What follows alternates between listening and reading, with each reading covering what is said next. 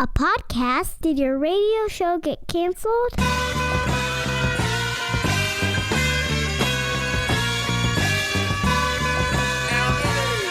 Fire. Low down and filthy, but the discipline is on point. Schooled myself, made my own dojo. A cold flow with the whole dose of soul. Maintain composure, even in fury. An anomaly, properties undiscernible to mere peasants. Hi, this is Ted Dunn. This is the Planet Show. Please enjoy the show. All right, welcome to this week's $1 Million Plan. I'm Pete the Planner. That's my 5-year-old son, Ted Paul Ashley from First Person Advisors, guest co-host this week. And I produced that. Yeah, well, wait a second. Ted, but his appearance on the segment. You're welcome. Happy holidays. Happy holidays to you. Merry Christmas. Happy Hanukkah. Big fourth day of Hanukkah. Happy Kwanzaa. I believe we're in the fourth as we record. This week on the show, we've got some really intense emails recently, and you and I were sort of talking about it this week, and I was like, why don't you come on? They're more of like case studies. So why don't you come on? We'll go Hollywood Squares style. I'll pose the question, and then we'll discuss the answer together. And I think it's the listeners, viewers need to know I have not been prepped in any way. I'm getting these questions cold. Sure. I have no idea what I'm talking about. And I would also like to point out that I have not really read the questions either. Nice. Okay. All right. Paul, if people want to find out more about you, I assume they go to Bing. Yeah, they can Bing me. Yeah. And type in Paul Ashley and see what happens. Or they could go to firstpersonadvisors.com and learn more, or on the Twitters. What's your title there? Managing Director? Managing Director, last I knew. Yeah. Good. I'm also available on the Twitters at P.E. Ashley. That's P as in Paul, E as in Edward Ashley. You'll see a lot of pictures of my kids. All right, so let's get started. Pete and Paul, I have a financial retirement planning question for you, one that I haven't specifically seen addressed anywhere.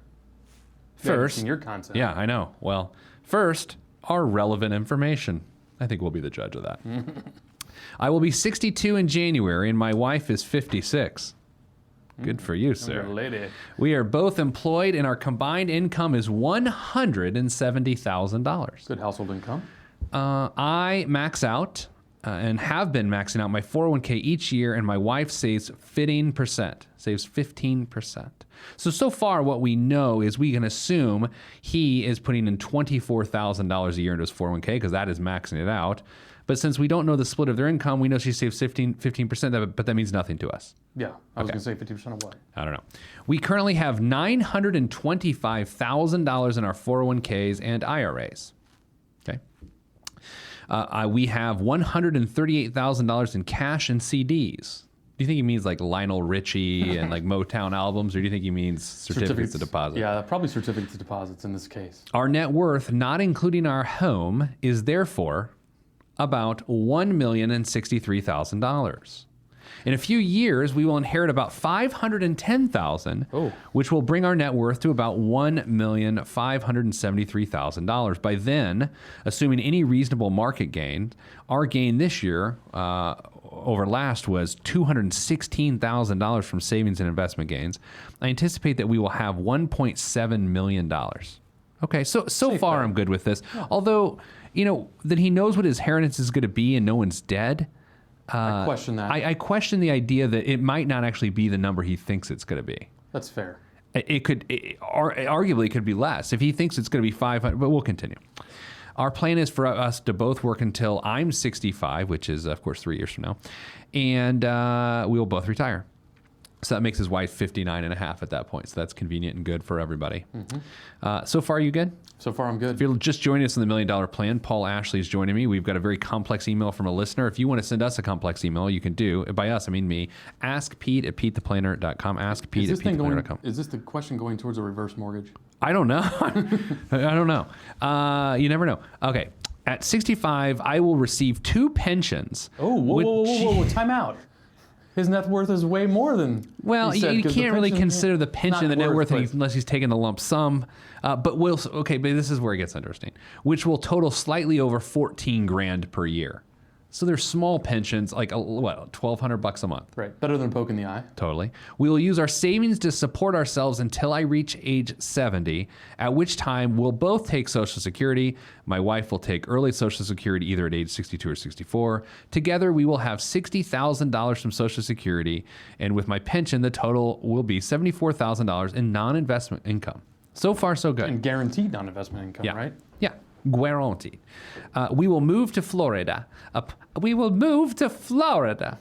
my retirement, and will buy an inexpensive home, $200,000 max. I always like when people say inexpensive. It's pretty subjective, isn't it? It depends on your.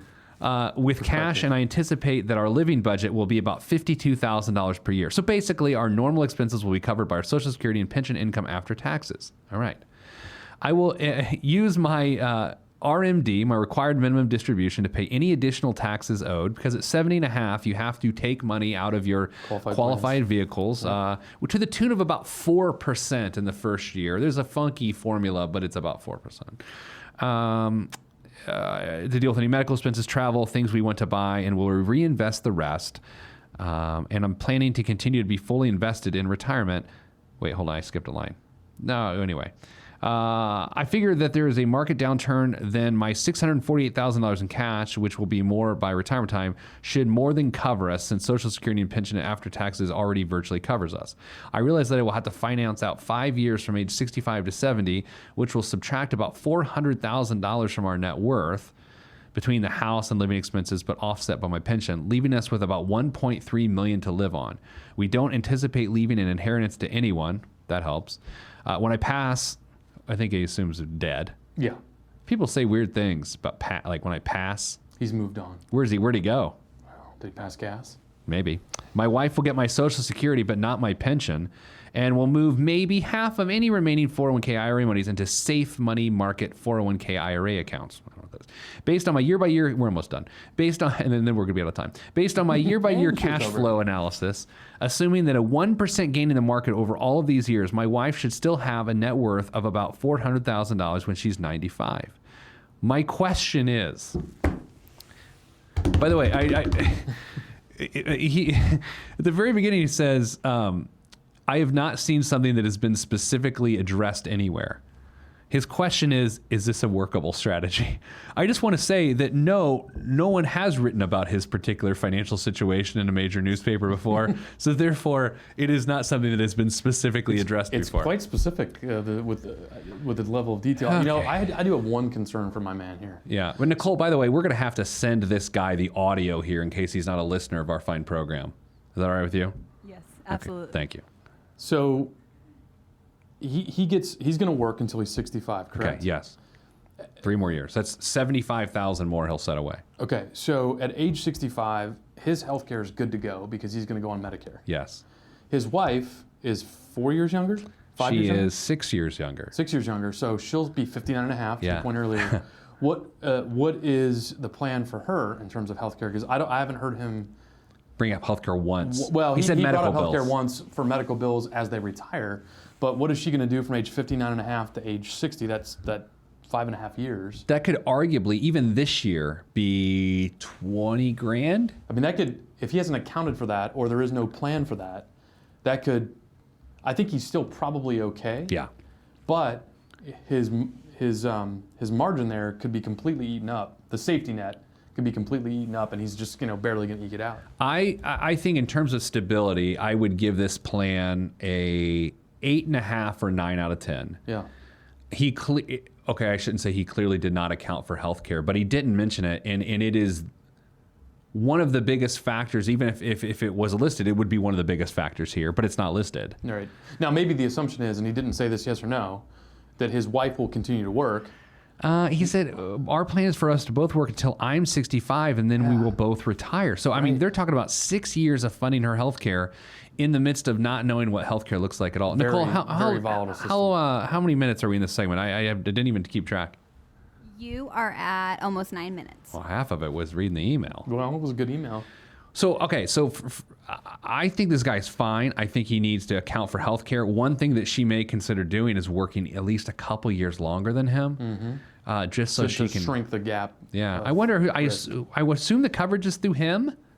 Probably, but it sounds like she's working full time. I mean, she has to be working full time because she qualifies for her retirement plan. Yeah. She puts 15% into it. So if she is benefits eligible. Yeah. And if her employer offers healthcare benefits, she could take that at some point if she continues to work. Do you like the rest of the strategy though, using cash and investments to get to 70.5 so they have a strong or a bigger Social Security income? I think you're splitting hairs there. I haven't run the numbers of, taking distributions when you're first eligible at 62 versus 65 versus 67 versus, when you're required to. I mean, obviously you make more money. Yeah, so that's a big financial planning thing, like when to take it. I would say this, if they're very healthy, and I'm going to make a really dumb statement, another one. For a couple where there's a 6-year age gap, oftentimes the older person can be healthier and live a younger lifestyle to the level of the 56-year-old in this case. If they're healthy, that's a great strategy. If their health is in question, or there's major family history of early passing, then it's not that great of a strategy. Right, because you want to get your money back from Social Security as quickly as possible. Yeah, I like this. It's good works. He's assuming a 1% growth rate. Super conservative. Uber conservative. Oh, to the point where we just saw the Fed this week gave inflation projections, which then creeped to about 2% in the next 2 years. So they would be getting outpaced by inflation if you're earning 1%. You always want to outpace inflation or you are losing buying power, which is an aggressive thing to do. That sounds silly, but it's aggressive to lose buying power. Well, and the other thing too is I think about the time period he's talking about here. I mean, I follow a macroeconomist, Alan Beaulieu, and he doesn't predict the market. Are you name dropping Beaulieu? Beaulieu. Okay. And they're predicting a technical recession in 19 and then the roaring 20s. So for him to only assume he's going to When you say, what do you mean by that? Roaring 20s, economic expansion in the 20s. Okay, as in the roaring 20s. Now, yes. The other part of the story is what happens after the roaring 20s. Great Depression. Right. Yeah. So, but for him to assume a 1% rate of return for the next 12 years, I think, based on what you hear macroeconomists talk about, seems a little low. But if there's a massive downturn, then that's something to think about. All right, let's do this. Let's take a break. I'm with Paul Ashley, Managing Director of First Person Advisors, friend of the show. We should be drinking wine or bourbon or something. But we're healthy. I know. I did my liver detox a couple weeks ago. You're doing this. I'm very healthy. 38 days in a row of 30 minutes of exercise. Thank you for that. All right, coming up after the break, more of us. Here in the $1 Million Plan, we are Pete and Paul the Planners. Stop what you're doing. Log on and hit Pete up on Twitter at Pete the Planner. Primo B, man. Kanye let this one go. Man. Sound good to me. I never question the right of any man to voice his opinion as strongly as any can. But then again, many men are citizens of their own little world, so they ain't really fitting in. I'm in the background blending in, camouflaged by the scenery, but I'm a champion. Revamp the camp again. Back on $1 Million Plan, I'm Pete the Planner. Paul the, I don't know. Advisor. Sure. Paul's here. Director. Paul Ashley, friend of the show, just co-hosting. We're not talking healthcare necessarily. Although the first thing you brought up on the show was healthcare. Well, it was the missing link in his plan. Yeah, you're the missing link. Well, you ape. I'm sorry, it's too easy. We're just answering really hard emails this week. Yeah. Like really long, involved email. This one came in from a USA Today column. Guy's name's Pat. Or maybe it's a lady named Pat. No, it's a lady. Who knows? Because it says my husband and I, but you never know these days. Well, no. Man, this is uncomfortable. Yeah. Here we go. You made it weird. I did. I didn't mean to. My husband and I, I'm playing her now, or him. They. My husband and I are in our middle 70s. Oh, all right. Probably her. Have lived a financially comfortable life, taking a nice family vacation, putting our children through college loan free, and funding weddings. We retired on time from our jobs, knowing that we had saved for a comfortable but not luxurious retirement. I don't like the word luxurious. We even have an excellent long-term care policy should we need it. Rare. We know that we will not financially burden our children. We are now 7 years in, and a similarly aged sibling is about to run completely out of money other than a quite modest Social Security payment. So those following along at home, so one of the couples here, they got a sibling, like an elderly sibling who's not doing well. Yeah. This person was never good with money. it's because I wasn't around back then. Oh, sorry. Was bailed out by parents several times. Eventually, the relative's resources were pooled with a now deceased partner. We were all shocked when the partner died without a will, and our relative got nothing. I'm sorry, that just seemed like I needed to say it that Dramatic. way. From the results of their shared finances. Well, the relative is financially stressed and receives modest food stamps. Usually people say food stamps, but I said food stamps. I had never thought about it, but you're right. You can say it any way you want. How about food stamps? That seems condescending. Health, while not good, does not fit the criteria for eligibility for Medicaid help with living expenses, rent waiver for assisted living, or skilled nursing. We are stuck in an ethical and emotional conundrum.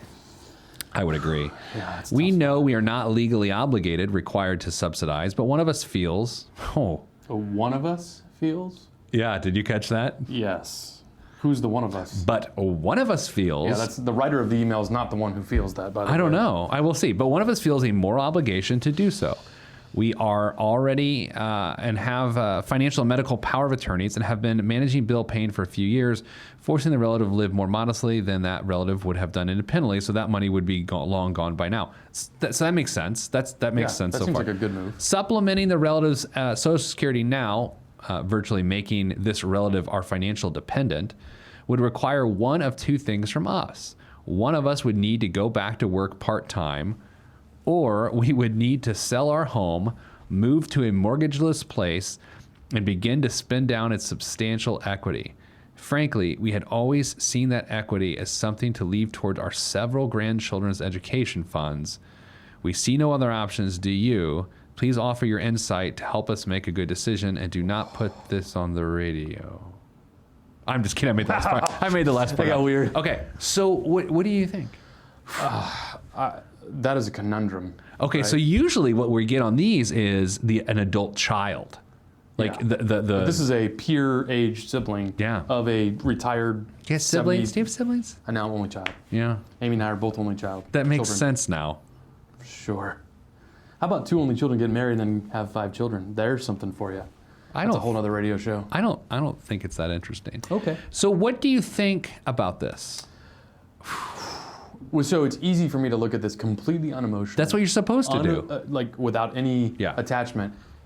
If you look at it purely from the math of it, it's a horrible idea for them to completely go against everything they've saved, planned, dreamed, and hoped An for. entire career of An entire prudence. life, Yeah, right? And it's not like they don't have a plan for this money.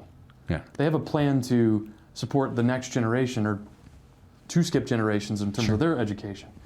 And so I don't know that they truly understand the emotional toil they will create for themselves, the cost of that, the emotional cost of giving up that dream by doing what they feel. I think they do realize that, but you think I think they can't begin to. I think they've underestimated the anger and pain and resentment. What if they're more mature and Than you and I? Than you and I. Well, that's likely true, But, to but be think fair. about. I was talking about this in an interview the other day. Think of yourself 15 years ago and how much you've matured in terms of relationships and things like that, right? Yeah. Maybe this is a better question for your wife. Yeah, she certainly has. Yeah. So imagine when you're this mature, Right. You're 70 something. I mean, do you think of it differently? You might, I guess, and you can't take it with you. But their intent is not to live lavishly and take it with them. I mean, they're talking about selling a house that they don't want to sell. Let me play devil's advocate. That's devil with a B. My old Okay. friend Rusty Redenbacher likes to say Devil. devil. So they're leaving the money to the grandchildren who arguably don't need it. We don't know that. But I think They if they obviously needed have it less now, of a they'd need. give it to them. The problem's not about the grandchildren. Now the problem's about leaving money to kids who don't necessarily need it. Do they need it for college? Yes. Again, I'm playing devil's advocate. Yeah, arguably they need it for college. But what they're saying is, on some level, they are saving the money for someone who doesn't need it instead of giving it to someone who needs it. Yeah, I don't know. I mean, this is a tough one. I mean, there's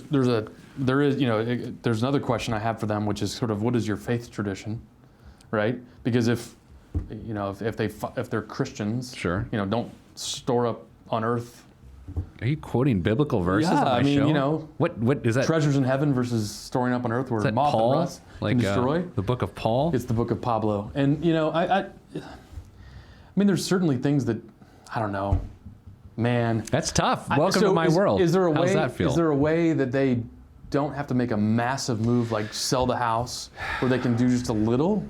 It Because seems all or nothing. Right. there. It seems at that level of income this person has, even a little more a month could make a huge difference. Yeah. You know, even just $250 more a month, $500 more a month. Does that really require them to sell their house and give up the college savings opportunity for their grandchildren? Okay. Is there a compromise? Is the relative living with them? No, but it didn't sound like it. Yeah. It sounded like the relative is they're in control of their bills and finances. Couldn't the relative come live with them? That would be a solution. But I is mean, that worse? I Or don't better? know. I mean, here's the thing. We're not going to give this person a set answer because I don't know. Because there's no set answer. The only It's answer really I give hard. is don't underestimate the emotional cost of choosing to do what they believe or one of them believes is a moral obligation. So, our friend just texted me back that we were texting during the break. No. Distracted now. Yes, fair enough. I don't know, man. I got to think that's got to be part of the solution. That if they're serious about helping them and it's not just the feeling like they should help them, then cohabitating could make some sense. The other thing I would say is it sounds like they're not Maybe. in agreement, right? One of us feels, Yeah, that's a okay? big thing. Here's the other thing. If it's not heck yes for both of them, Yeah. it needs to be heck no until it is. Because that could literally drive a wedge between their marriage. And that would be terrible. Especially this late in the game, because, Yeah. I mean, Yeah, maybe you don't want to go out and find another spouse. You got to side with your spouse. have to. Until it's Who a do you heck think? yes. Do you think the letter writer is the person that wants to help, or the letter writer is the person's like, they made their own bed, they got to lie in it? Hard to tell from the language. I don't know. I'm going to go back to this line. One of We know us. we are not legally obligated, required to subsidize, but one of us feels a moral obligation to do so. I think the letter writer is the person that wants to help. And I think the other person does not. It doesn't matter. Doesn't matter whatsoever. No. That's hard. That's a tough spot. That's a real tough Good spot. Now, if it Lord. was an adult child, I would almost, who has earning potential, Yeah. I would just say, no way, this is ridiculous. Quit enabling. your Okay, kids." let's take another approach here. What would happen if they didn't help? Well, I mean, it sounds like this individual lives very sparsely. They do, but also for some reason I'm getting, and I don't listen to myself when I read. I feel like they were making suboptimal decisions, though. Too. Right. Like continuing to. Yeah, I mean, they married someone, they failed to have a financial protection of a will. I mean, That's tough. you know, make your bed, you have to lie in it. All right, what would you do? What would I do? Yeah, you and I are married. Oh, You're Pat, okay. and Oh. my sibling, because you don't have any. Ooh. What would you do? I would do nothing until we had absolute agreement. I wouldn't try to convince you of anything if you were the one who wanted to do it and I didn't. I mean, I would say this is a heck no until we're both a heck yes. That's where I'd start. This is tough. I feel like I'm a tough love person. Like I really am. Like I feel, but it's always like, what lesson can be learned? And at that point, is it just a punitive lesson? This person's already, There's nothing this person Hurting can learn. anyway, Yeah, yeah. there's nothing that this relative can learn. But I also, it's like, are you going to go down with the same? This is like a Sophie's choice, right? yeah, exactly. What about, well, the other question I have is, can this person not work? It doesn't sound like it. No, they've got medical issues. Oh, okay. They're of similar age. They're in their 70s. They're not allowed to hire in the 70s. Yeah. All right, I'm gonna I gotta have I have to answer this because I don't like not my sitting on the show, so, fence. yeah, it's So not my I'm gonna show. answer.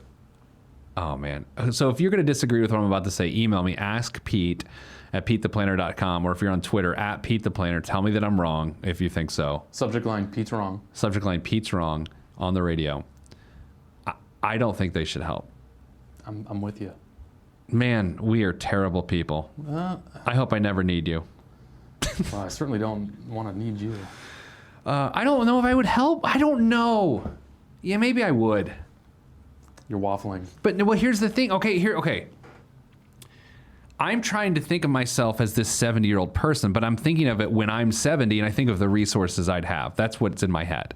This person doesn't have a tremendous amount of resources. They have a bunch modest of extra. retirement. They've done well. They've planned well for what they needed. They didn't expect to have a outside event come in And they either got to sell their home, Right. or one of them would have to go back to work. No. So someone else, no. No.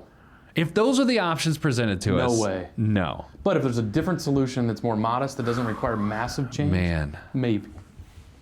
Nicole, what would you do? What would you do?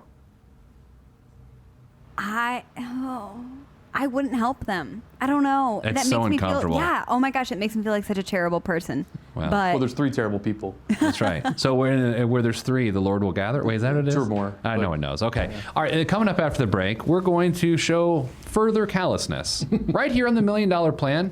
I'm Pete the Planner.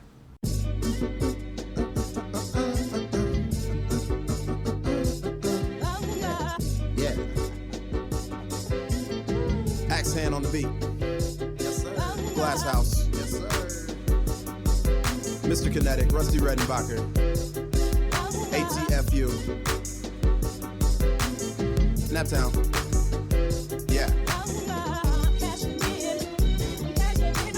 Peace to Fetty and Fredo. Helicopter choppers. Yeah, y'all ain't hip yet. Cashing in like the end of the game at the casino. I lean so the glare of the rear view don't hit me. Swiftly through the avenues and boulevards. Old soul playing on my speakers. Old soul but young in age, a boss player. Not from the Himalayas, but my fam gave Back on the $1 Million Plan, the Peter, Paul, and Nicole. Can you be Mary for this episode? yeah, that feels right. Did your parents ever make you listen to Peter, Paul, and Mary when you were a kid? No, they didn't. Oh man, we get my that? parents did. Can we get that for some of the bumper music on the way? Yeah, so whoever's producing my show this week, get some Peter, Paul, and Mary bumper music. Maybe some Puff the Magic Dragon. Yes. Which is not a reference about a dragon, I don't think. No, I don't think that's for the demo, especially with sort of the cannabis laws going on in the state of Indiana right now. Exactly. Next email. Paul's here. We're answering tough email this week. These have been difficult. The They've first been one wasn't difficult. that difficult. Yeah, no, the second one was awful. And I think both Peter, Paul, and Mary, Yeah. we feel pretty callous about our answer, but I think our answer's right. Anyway. I mean, it's the old. If we can continue from the last segment, I would do anything to help you. And what we're saying, quite frankly, is this person would not do anything to help that person. And I don't think there's anything wrong with that. No, not in this case. Not with the circumstances involved. All right, let's be callous on yeah, another let's move email. on. Okay, hi Pete. My story of going from rags to riches to rags again ain't pretty, so I won't bore you with the gory details. Although, 2 things to note. Number 1, I like gory details. Number 2, emailer emailed this in Comic Sans. That's gory. The font, Comic Sans. Can you see that, Pablo? And like 18-point Comic Sans, which I appreciate because I'm now 40. You're an old man. You've been there. Fast forward to now. I'm 70. I live in Mexico, 2 years permanent. Si es muy bueno. I might see them there in a couple of weeks. Yeah. Yeah. Okay. My overhead is cheap. My income is only Social Security of $1,400 a month, American. I'd add the American part. I assume they're not getting paid in pesos. I can put away $140 per month. That is my goal, 10%. I must leave something for my kids. Otherwise, I'd be so regretful and remorseful and embarrassed when I pass. All these people are passing. I got an idea. Do you think passing is a generational word? I think it is. What do you Pass think? on to the other side. What's your idea? He can take his 140 and Yeah. pay it to the other couple's sister, brother. Or wait, these people don't know each other. Doesn't matter. Wait, this is a love connection. But there's a lot of passing going on. There's a lot here. of passing. It's like the Indianapolis Motor Speedway. Let's say I live 10 more years. What the heck should I put my money into so I'll leave them a little something when I pass? Nicole, Life insurance. Nicole, are you comfortable with all this passing? No, and Comic Sans on top of it. When people pass, I mean, do people just not say when I'm dead? Is that the yeah. problem? That seems very permanent. Pass is like passing to the other side. I don't know. What do you? I mean, Nicole, if you ever talk about that event, what do you say? Do you say dead? I You don't say know. pass. You're too young to even think about it. I try not. I don't say know. post-retirement. That's what I say. What do you say, Pablo? When I die, when I pass Yeah, away, when I mean, pass away I'm occasionally, comfortable with but that thought. When I Right? die, I mean, I'm going to die at some point. When you pass? I think I've said it when I pass away, but I never say when I pass. Pass to what? How about when I'm gone? When I'm gone? When I'm dead and gone. Well, gone could just be like, I moved to Mexico. Right. Okay. Any help or advice would be greatly appreciated. Happy holidays. Here's an idea. Yeah. Is he in good health? I don't know if it's a woman. Okay. I think. I don't even know anymore. Doesn't matter. Okay, doesn't. Why? What about some Life insurance? Yeah, some whole life insurance. No, I'm kidding. Well, hold on a second. More sold than bought. So, would you agree that this person lives okay now? It sounds like it. My overhead is cheap. My income is only $1,400 a month. Okay, so that seems sustainable, and they're able to put 10% back, which is, even though it's only $140, that's good. The fact that they can put 10% back. But don't you think this is really not about money? This is about not even love. It's about personal shame. Pride. It's about pride. Well, it's pride, but they feel shame because they went back to rags. Yeah, well, they had rags, rich as rags. But wouldn't you think the kids know that? Absolutely have to know it. They might not. Maybe that's why the person fled to Mexico. I have questions for he or she. Well, ask them. I'll act like it's a woman. It's a 70-year-old woman. Let me get my 70-year-old woman voice. Okay, it's dialed in. Ask away. So, Beatrice, tell me about why you moved to Mexico. Well, I love chimichangas. And my friend Marie used to make the best salsa. So I went to Mexico because I only had $1,400 a month in Social Security. And Mexico is inexpensive because you can get a lot more pesos. What other questions do you have? Are you worried about the border wall that's going to be built by the Trump administration? That's how I get back over, so I hope they don't build a wall. That's how I throw my $140 to my children on the other side. No, and seriously, sorry, I'm done asking. Beatrice is creeping me out. I want Peter back. Adios. Sorry. Wow. Sorry. You channeled your inner Beatrice there. That was awesome. Thank you. Muchas gracias. Muchas gracias. How do you... Clearly it's about pride and shame, but they're resigned to the fact that they want to leave something for the next generations. What do you do to... Man, that's where he gets into like, these are my wishes. Well, your wishes maybe not practical. Well, why don't you... What's meaningful for the next generation? Education? Dump it into a 529 and call it a day. But she's a 70-year-old woman. Her kids aren't 15 unless she was on Oprah. She can, and she'd probably have money. You can fund a 529 for the next generation. She's not interested in that. She wants to leave it for her kids, not her grandkids. Well, but don't her kids have children? How would I know that? I'm not actually. You made up a reason why she moved to Mexico. That was a good reason. It was a great reason. Chimichangas. I love chimichangas. I can't even anymore though because they're fried. Yeah. Okay, so her wishes are she wants to leave kids. So we can either argue the point that money to her kids. We can either argue that she should or shouldn't do that, or we can tell her the best thing on how to magnify her money. All right, so there are two options. $140 over a month over a 10-year period isn't going to amount to. Why 10 years? You think she's dead at 80? Years? She's 70. I thought. Let's say I live 10 more years. That's right. I'm not. You listen pretty well. You're making up facts about Beatrice and her chimichangas, and I'm actually listening to. I believe she implied the chimichanga part. You're right. It's in the font. Yeah. What's going to happen 10 years, $140 a month? Not much. I mean, it's $140,000 put to some interest. I mean, I guess I have that calculator. You want me to figure it out? I mean, I think the listeners want to know. What if they're trying to save 140? I don't. My mother is the listener, and I don't know if she particularly cares. Yeah, that's a good point. All right, let me look that up. All right, so go ahead. You continue with your point. Okay, so arguably 140 isn't like a massive movement of money. 140 a month over 10 years. Right. But if she wants to make it be something, I mean, you can't take too much risk in the market. No, because what if her reality changes? And it will as she gets older, by the way. Right. All right, so what percent do you want to have this grow at? Let's go conservative. Did I say $140,000? That was way high. What in the world was I talking about? I don't know. Oh, man. That's not good. I'm going to do 5%. Yeah, I was going to say 5%. Why did I say $140,000? Well, because 10 times... 1,400 times 10 is 14,000. Okay, So it's actually at 5%, it's $21,739. Why? I can't believe I said 100. I apologize to everyone that just turned off the show.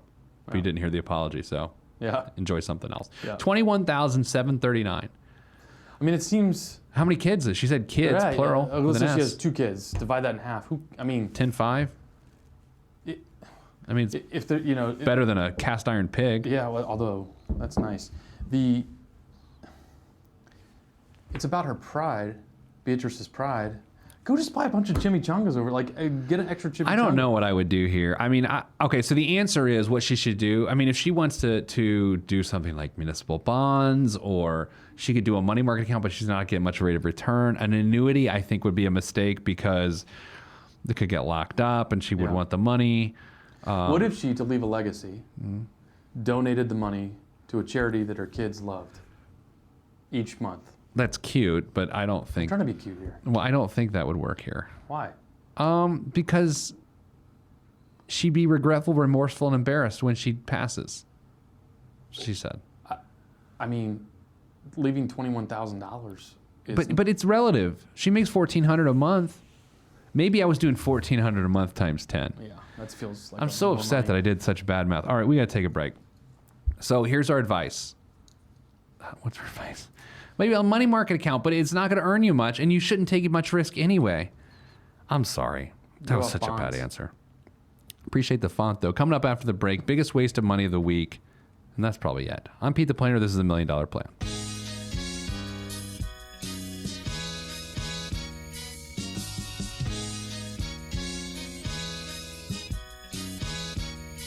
Every day living through the peace of my soul, I remain whole, even in the middle of the pain. Even though my life has the rain, I still remain sane, writing and creating for my life. And my pen is my sword given by the Lord, and I use it to fight the tides of restriction. Sometimes I'm conflicted, find myself looking at the trees too much and can't see the forest. Enemy shall inherit the earth, and I want to inherit something other than the high blood pressure and diabetes. So work is what I gotta do. Stay true to my enemy and water the trees that I sing from, and look out for the lumberjacks. Running with the gale force wind at my back. Swift and enduring, I remain calm. Swift and enduring, I remain calm. Swift and enduring, I remain calm. This lays great errors to rest. Let me remain calm. Back on the $1 Million Plan with Pete the Planner. Paul Ashley texting, joining me and a guest co-hosting the show. Yep. The pay is good. Yeah, just good. This week's biggest waste of money of the week, the Haglofs V-Series down jacket. The V-Series from Haglofs might be the toughest down jacket in the world.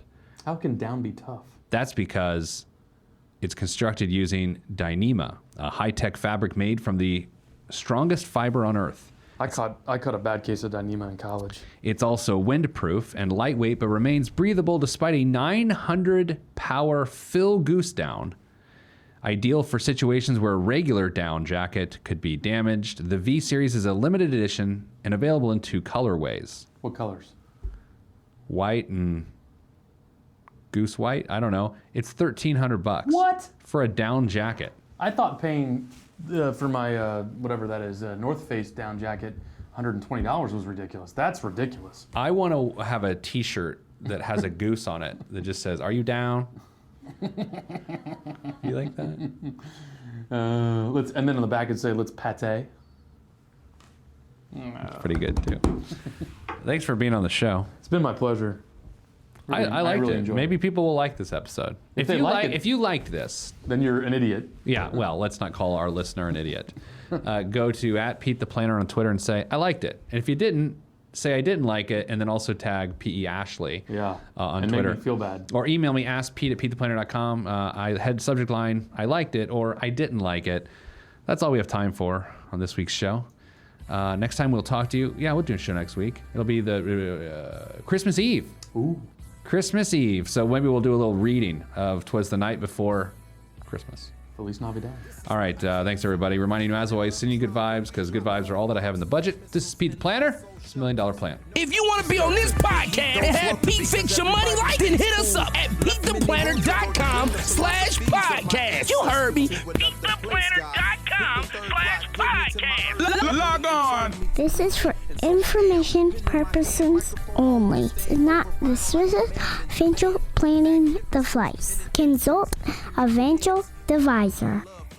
Dove released from Everest, the fresh is fresh, and you can call me E.T. Word to John Tesh.